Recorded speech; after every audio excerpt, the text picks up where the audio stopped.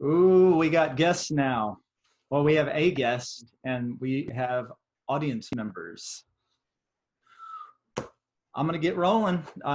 Welcome to the Walkdown. I'm Colin Gilmore, your host. This is a experiment that I've been wanting to try forever now, and it took a pandemic to actually make it happen.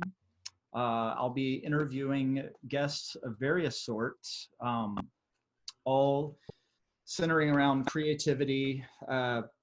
It'll be usually music centric just because that's how I roll. But today for my first guinea pig / guest, I have Graham Weber. Graham, welcome to the program. Hello, Colin. How are you? Doing well as I can. Hear you. Thank you for having me. Absolutely. Thank you. Graham, do you want to kick it off with a song? Sure. All right.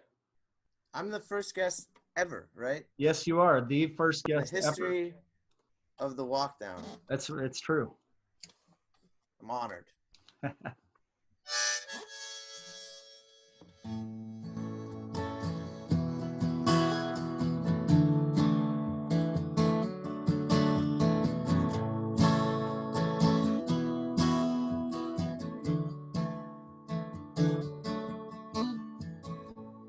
Put 'em in a frame forever.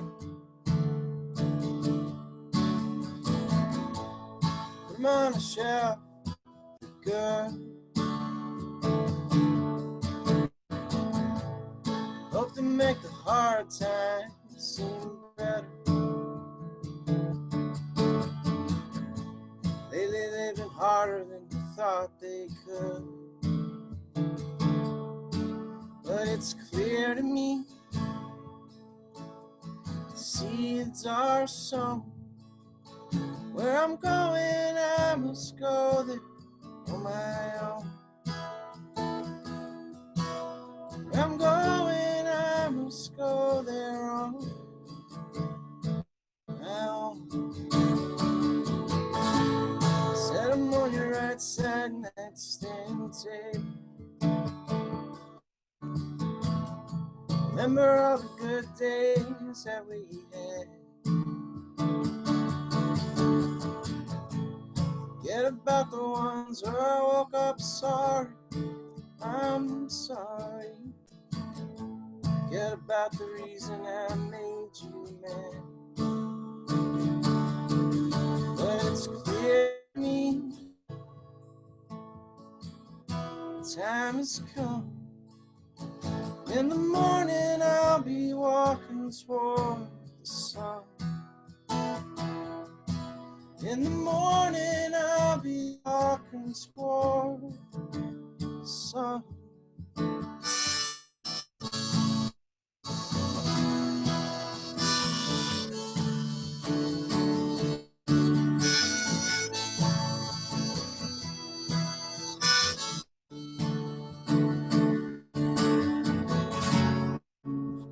It's passing us by. It's just the rest of our lives.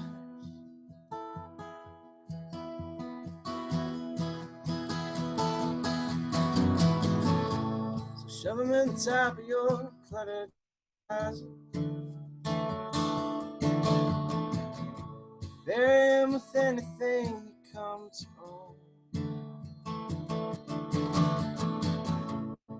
Get 'em out on nights where you wake lonely. Lock 'em all away when you're not alone. I promise you I find my way. Then you know that I'll be back for you someday. You know that I'll come home for you someday. If time keeps chasing me, this time has been changing me. Time changed you some too. baby. Mm-hmm. Baby. Oh, baby.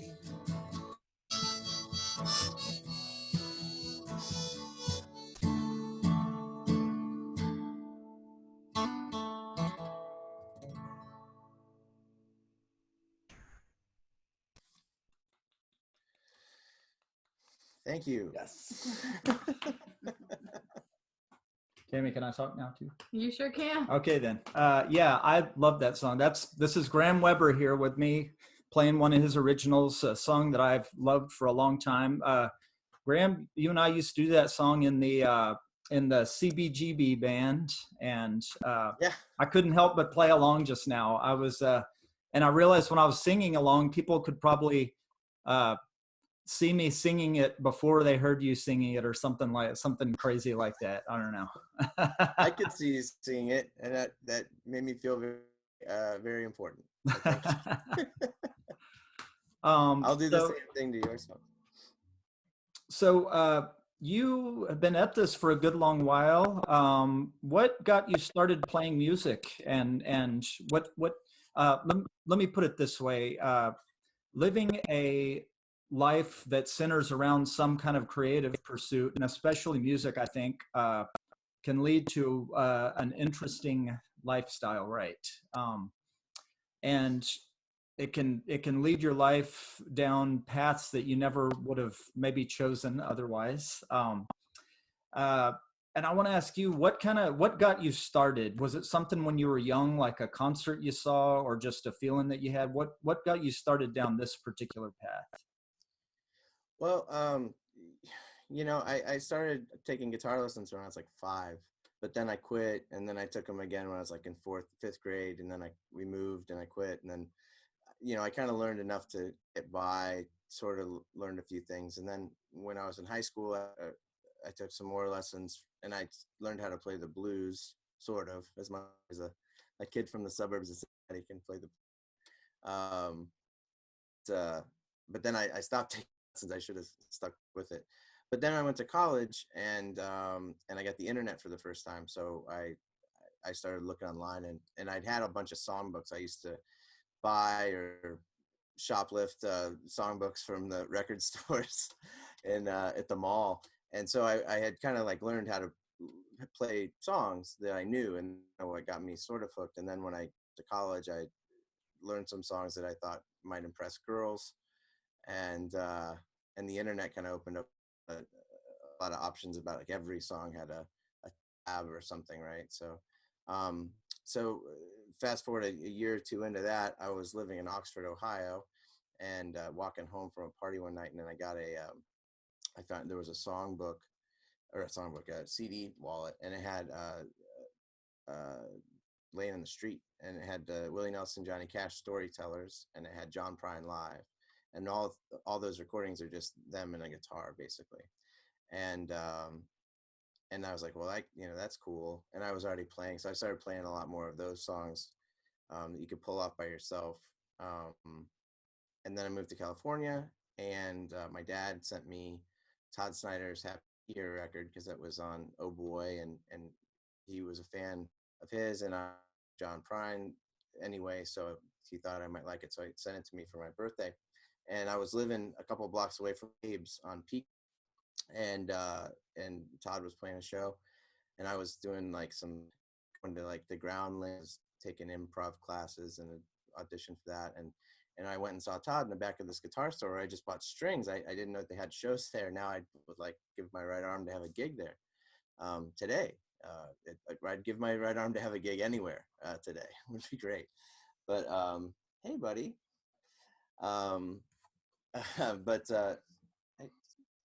Okay, great. That's good information. Thank you for telling me. Hello, Miette. My daughter. So I saw his show, and he was great. It was great on stage. The in between songs was equally as entertaining as the songs were killer. I'd memorized that album, and then I decided that was a good way I could still, tell some funny stories, do some sort of comedic sort of stuff. At the time, I did that a lot more than I do now. And then try to sing some real heartbreaking songs. So I kept doing that. I moved back to Ohio, and then moved up to Kent, and then started playing a lot of open mics, and ended up hosting one. And there was a great band up there called the Whiskey Hounds that I kind of scammed my way into being into for about 6 months, and then I got to play with those guys for a while, and then we moved to Texas. So yeah, so that's now I'm here. I'm in my house forever. But now we, at one point we played Kent together, didn't we? Didn't we get in the, when we were in the van, didn't we make it up that way? I'm putting the pieces back together. Yeah, we played at the Venice Pizzeria, which is a big, I mean, it's got a stage and stuff. It's right downtown Kent, Ohio. But yeah, we had a nice, Colin, Bonnie, and I, and Matt Weingartner took our show, I think in 2010. And yeah, so we wanted to bring Betty Sue, but she was busy, or she just didn't want to get. She just joined us. Yeah, she had just joined. Betty Sue of the CBGB band. The name that won't sit still. Well, so I wanted to ask you too. You've answered a lot of it with what you just said, but how music has shaped your life? How has it shaped your sanity? Like, has it helped your sanity or decreased it, or a little of both? Well, I mean,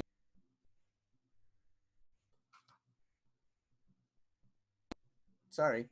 One could argue that there wasn't a lot of sanity there to begin with. So I don't know anymore. I'm about 20 years in, and I don't know anything else really anymore. Like everything I do, that this kind of seeps into it, or that seeps into this, Mm-hmm. But I can say I've made a lot of great friends. I have very entertaining people to talk to and to confide in, and to be confided in by. And I've been lucky to be able to keep playing music and getting paid for it. When there used to be places to go play for money and for people. So hopefully that'll come back sometime. But I really like making albums. I like playing with my band. I like playing with my friends, and I like traveling. And then you get to eat food from different places and see new things. And there's not a lot of jobs that you have a lot of free will when you're just traveling on the road, as you know. So. Yep. And I was my own boss for a long time, and then I work for the House of Songs now, and I get to work with a lot of artists from all over the world, and it's just part of kind of what makes. I need to respond to him. So. I mean, if I had a resume, which I tried to make one not so long ago, and it's not very impressive to people in like a office building, because I can't really track anything except like having done this for a long time. So I guess I'm stuck with it. And isn't it Hayes Carl or somebody in this has a line that says, "In this line of work, nobody retires"? I think about that. It's true. Yeah. The reason I asked this question, it sounds like we got some commonality there.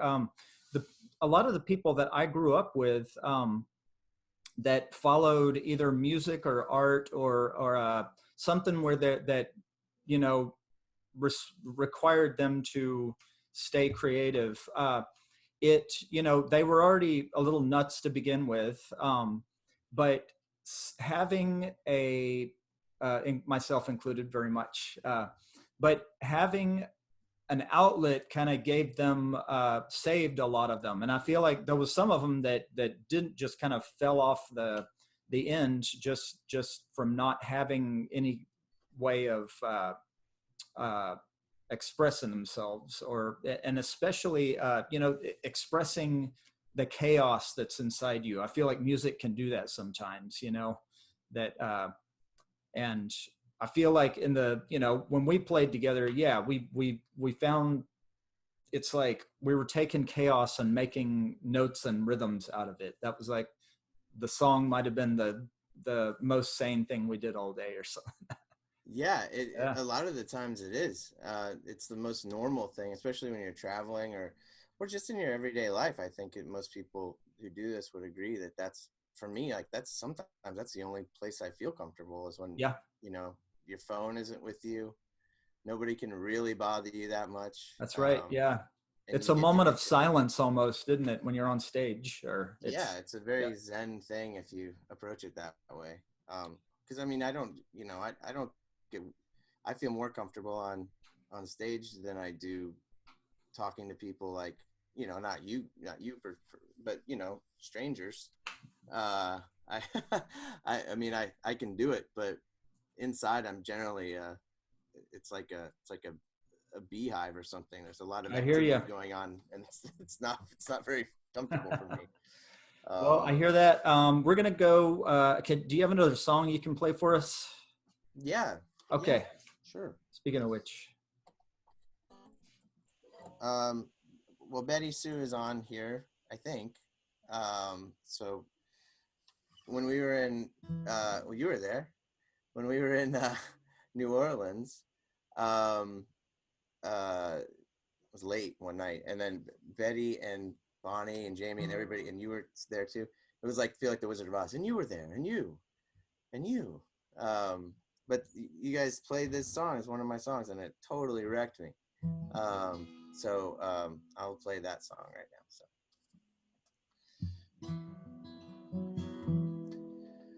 Well, I got nothing left to drink. Ain't nothing open. I got you to think about. Nothing to smoke. I got a pristine view where your hometown meets the water. You got a phone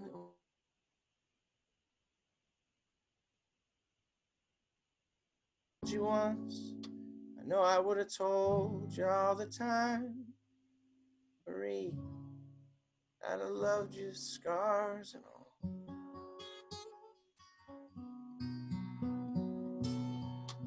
I knew if I could get to Baltimore, I'd have a place to shower, see my cousin Bill's Bellman, Belvedere Hotel, and if they're underbooked, he'll let me stay under his name, and I'll live it up like Vanderbilt or Poe.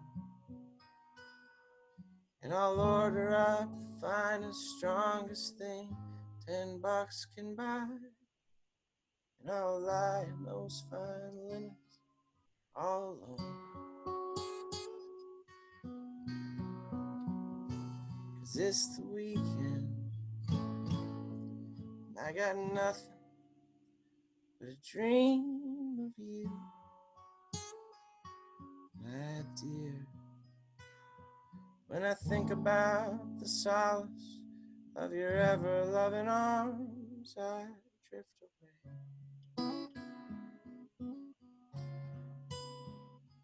Tonight I'll stay inside with you.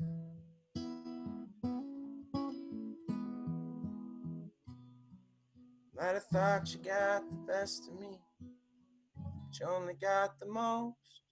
I was dressed for the occasion, and you didn't even show. No, there never was a future. For a flash I fell forever for the greatest love since Juliet went cold for Romeo. And I only came back here to see you. Nearly broke the bank, but I didn't give a second thought after hearing what you said. And I brought back the sunglasses you forgot in my car, and I laid them on the pillow where you should have laid your head. Sadness the weekend.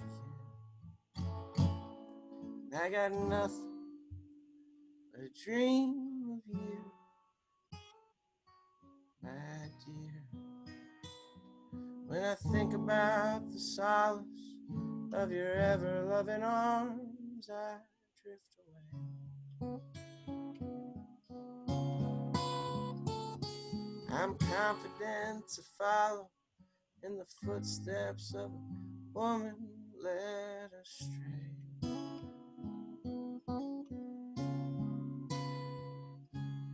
Tonight I'll stay inside with you.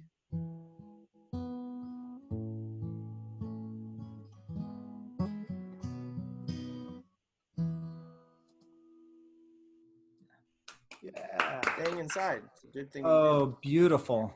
I absolutely love that song. It's just so full of cool images and lines. Uh, Juliet going cold for Romeo. Oh my God. Um, let's see, right quick. If anybody would like to contribute a little bit to Graham Weber, this right here. Graham, Venmo him. Graham Weber. Graham dash Weber. Okay. And it's, you know, it's obviously it's donation. It's just do what you can. Keep a. Can I get that? Can I get that sign from you when this is all over? You Yeah. just mail that to me. Yeah. Like, that's like perfect for me to take out to like the median of the. You can tape it to your chest and just walk around forever like that. It's gonna come to that. Friends. I'm gonna be begging by Venmo very soon. That's what we do. That's the new economy. It's the gig economy. So now on a going out note, what I hate to throw this on you. This question takes on a new meaning as of the last 3 weeks or so. What's kind of your take on the future of the creative lifestyle? Your what are you kind of seeing for yourself and for others? You know, I had a way different answer to this about 13 days ago, 14 days ago. I don't know. I assume that, you know, I know Western Youth is a little over halfway done with making a record, and once we can all be in the same place again, we'll probably finish that. For me personally, I was gonna go and hang out with Britton Beisenhurst over at Ramble Creek and cut some songs that are a little more, you know, not so much rock and roll songs. So I'm gonna try to do that.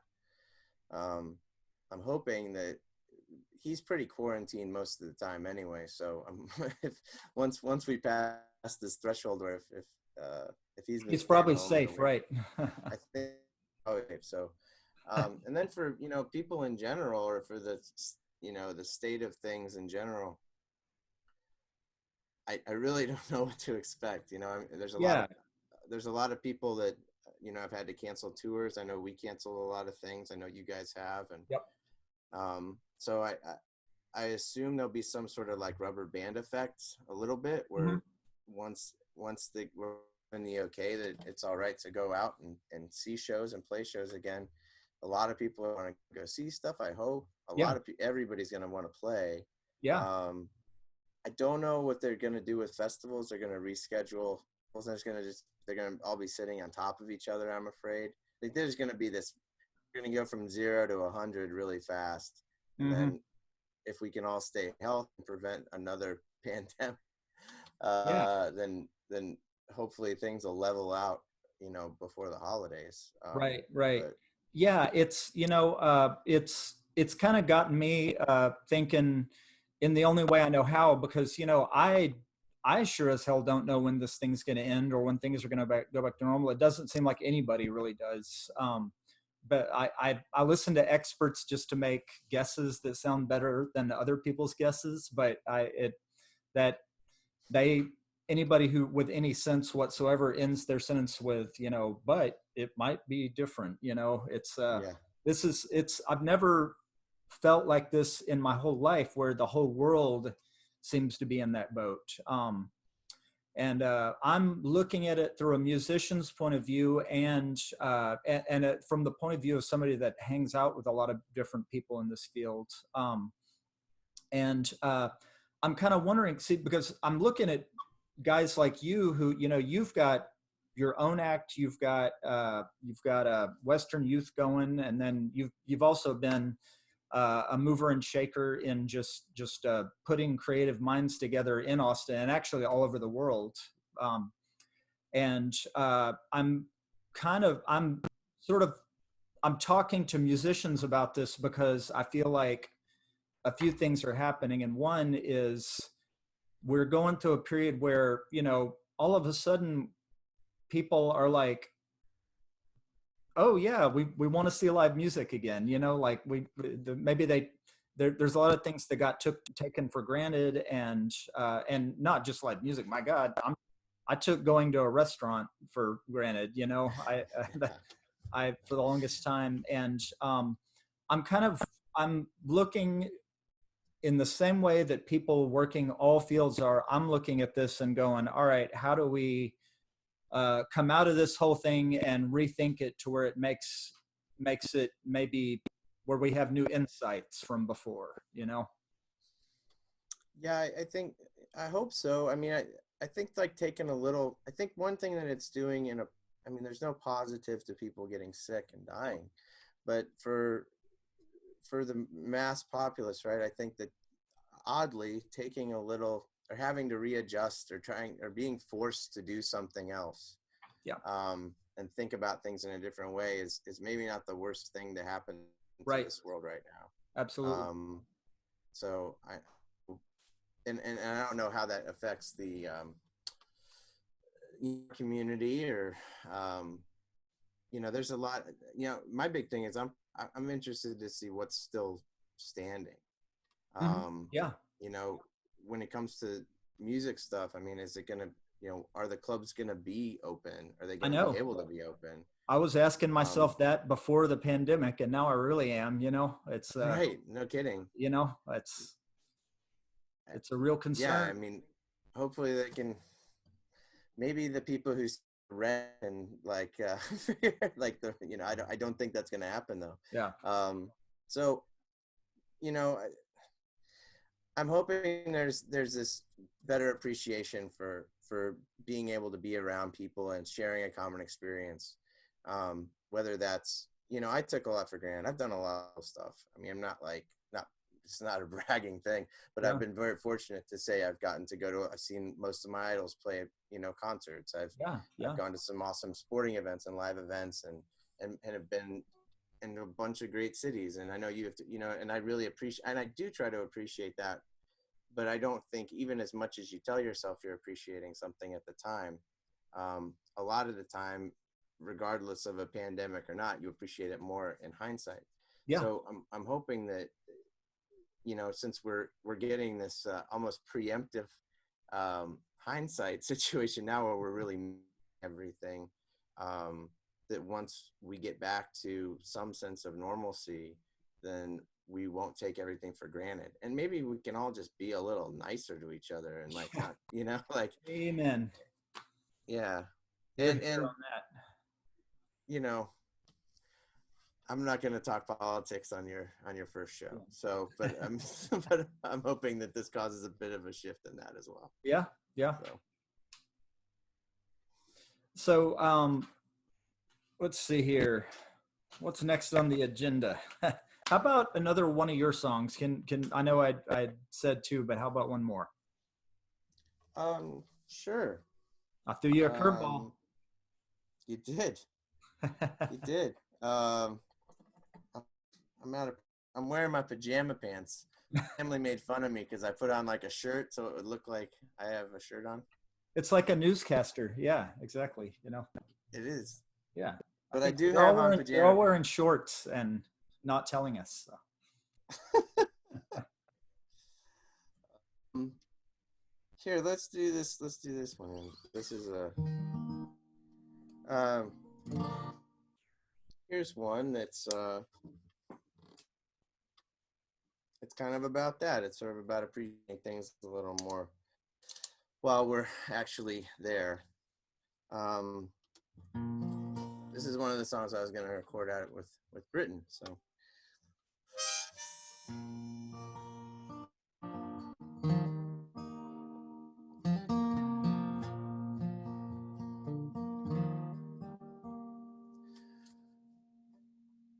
I just want to be here now, right now, in this moment with you. I just want to be here now, right here, in this instant. I'll hold its memory close when it is gone. Been scatterbrained so long. Every way I take was wrong. And I heard you sing that song. It floored my jaw and touched my heart. Places I thought too far out of reach, far too long. I just wanna be here now, right now,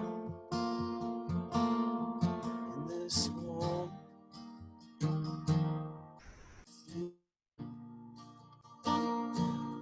I just wanna be here now, in the quiet of the city. You'd hear me when I say goodnight.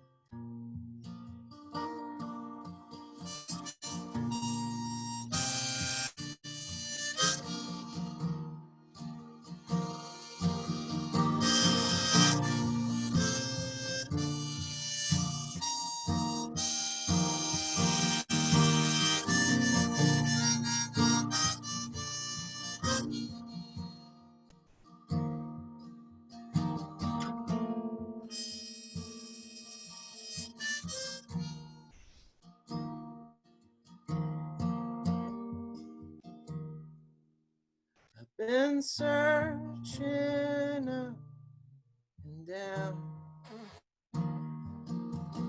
in a fading out hometown.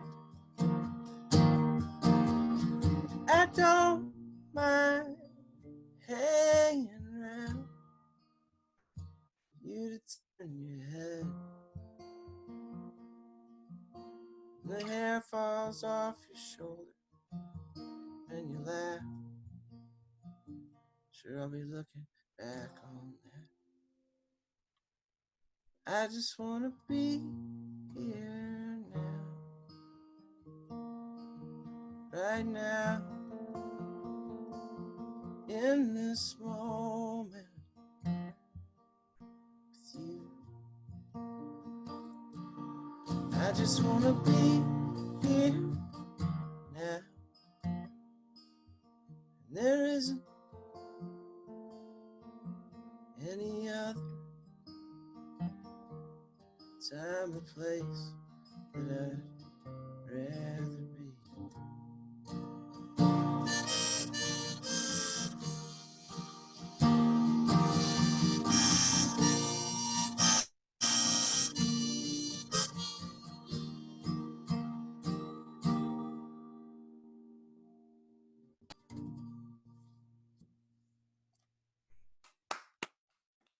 Bravo. Everybody, that's Graham Weber. This Graham Weber. If you would like to support a local artist, very hardworking one. Graham-Weber. Graham-Weber on Venmo. Graham, Tammy had a question for you. Yeah, I'm here kind of not behind the scenes, but beside the scenes. So Graham Weber is this awesome musician, right? And he's married to this amazing woman named Michelle Keffer, who's also a creative person. She's an actress. I believe she works with Adrienne from Yoga with Adrienne as her friend, and she works with her. So she does a lot of creative things. And so my question to you is, how do you survive as a creative couple, especially you've got a beautiful young daughter? Um, take it whichever way you want, before or after the pandemic nonsense, but especially how is it being quarantined, and how do you survive before and after this nonsense? Well, we're doing all right. I mean, it's before our daughter was born. We both gigged a lot, and it was a lot easier for both of us to be working at the same time. That's the thing that's changed. Mm-hmm. Somebody's got to be here. We have to pay somebody to be here. Yeah. Mm-hmm. So, see what I did there? A little tie-in. It's my it's my Borscht Belt training right there. Anymore though, I mean, I'm not playing as much as I used to, but there's a lot of band rehearsals and stuff like that. And Michelle's, she's director of operations for Yoga with Adrienne, and so we both work out of the house. We both kind of, after Miette was born, both of us got like jobs, but they're both pretty cool jobs, relatively speaking, to going to a cubicle or working at a chicken factory or something. I'd much rather do this. But we have a great friend named Kendra who's come and hung out with Miette every day for almost 4 years, 3 years maybe, from about 9 to 2. And sometimes they hang out with other kids, but that kind of frees us up to get our work done for the most part of that time of the day. Yeah. It doesn't leave a lot of time to be creative. Right. I won't lie about that, but yeah. I hear that. Yeah, that's so, it's. I grew up with a musical family, and a musical family that had no idea how to make a living out of it. And various members of the family doing the chipping away at it in their own way, and it really then as now, I think it took a whole generation to figure out that it really takes a village to make one person creative. That creative person's got to do a lot of begging as much as they do work. In one form or another, musicians, I feel like, need help even when there's not a pandemic, but especially when there is one. I've found for myself, and I get this from musicians a lot, that it's not just that we're asking for help all the time. It's that we're having to do different means of helping, of helping each other, helping other people, working different kinds of jobs, that allow for this. And to me, it's like looking at what all you're doing, you seem to be like the living example of that. Well, I don't know about that, but I will say that one thing, the biggest change since, having a kid for me, and it's not the same for everybody. It's actually, I know it's not the same for a lot of people, but I ended up working harder on my music and harder on my, quote unquote career. And it made me kind of look back and I just felt really dumb. Like I wasted a lot of time, and I don't, you can't really, you can have regrets, and I don't know what good that'll do you, but, I needed to be, sometimes musicians or artists or anybody really, but I think that we get pigeonholed as being sort of selfish. And I think you have to be sort of selfish to be self-indulgent enough to have people pay to come to a room and watch you do something in front of them. I mean, there's a level of narcissism that comes along with it's this true. choice. I was thinking about that. It's walking a tightrope between narcissism and complete you know, humility and Yeah. just and humiliation. You know, it's like it's, Yeah, it it's is. finding that little perfect balance that just keeps you going and keeps you productive. Graham, Yeah. would you like to try with our band before we did the Tom Petty song Walls? Yes. Audience, we're gonna try an experiment on it. Yeah, we're gonna split this song up into 2 parts and see how it goes. Sing along if you want. Kick it off for us, Graham. Yeah, Graham, you're gonna kick it off. Okay. Let's try this. Are you ready, Tammy? Okay. Thumbs up. All right.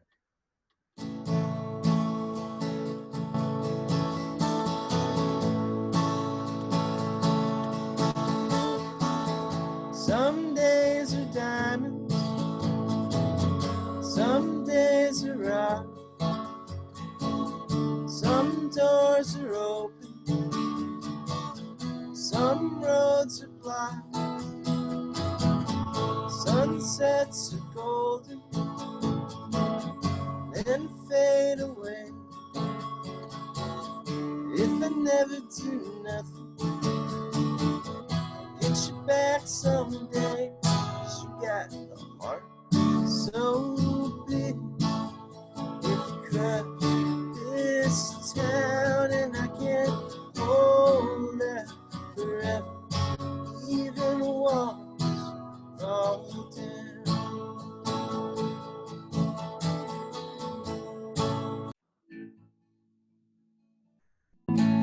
All around your island there's a barricade, keeps out the danger, holds in the pain.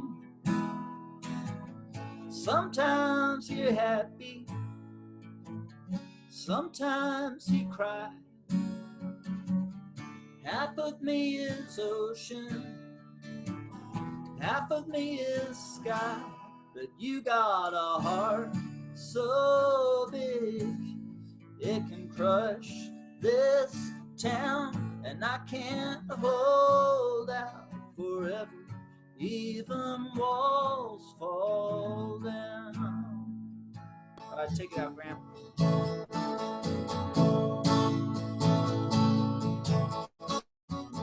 Some things are over, some things go on. Part of me you carry, part of me is gone. But you got a heart so big, it could crush this town, and I can't hold out forever. Even walls fall down. Baby, you got a heart so big, it could crush this town, and I can't hold out forever. Even walls fall down. Thank you for having me on your show, Mr. Gilmore and Mrs. Gilmore. I was thinking next time we hello walls. Yeah. Walls. That is Graham Weber. Oh man, thank you, Graham, for coming on the show. Everybody, thanks for tuning into the first ever show. This is where you pay Graham right here. And Graham-Weber. And this is the Walkdown. I'm Colin Gilmore. The show's produced by Tammy Gilmore.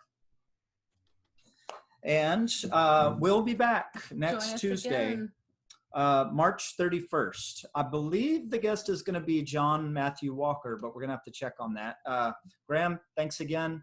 Bless you all. Wash your hands, give each other virtual hugs, and be good to each other. A recording of this live stream will be available soon at a Facebook or other social media site near you. Mm-hmm. Love you guys. Love Thanks you. for coming. Love you guys. Thank you. Mm-hmm.